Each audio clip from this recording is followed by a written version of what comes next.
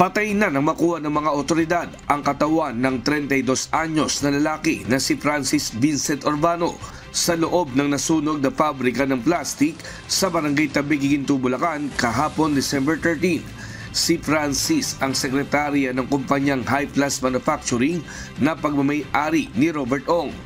Batay sa investigasyon na nakalap ng Giginto, Bulacan Municipal Police Station, nakaligtas sana ang biktima sa trahedya kung hindi na nito binalikan ang perang pampasweldo sa mga empleyado ng pabrika.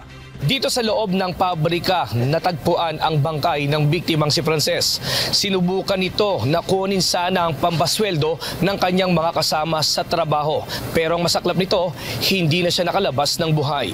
Ang initial investigation na lumalabas, nagsimula yung sunog sa machinery area at yung biktima at mga kasama niya sa trabaho nung time na nangyari yung sunog, lumabas na ng warehouse. Ngayon itong biktima natin, bumalik sa opisina na maaaring merong kukunin, kaso hindi na siya nakakalabas. Labis namang nagdadalamhati ang mga naiwang kaanak ni Francis, lalo't uuwi sana ito ng Leyte bago matapos ang buwan para makita ang kanyang magulang at mga kapatid.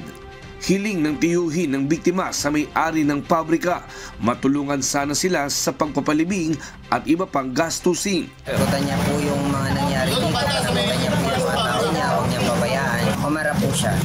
Kwento naman ng isang sugatan na nakaligtas sa pagsabog.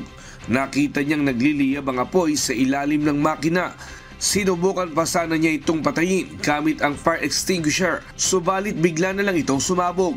Ang masaklapan nito, ang pera na naipon niya sa alkansya sa 13 taon, hindi niya napakinabangan.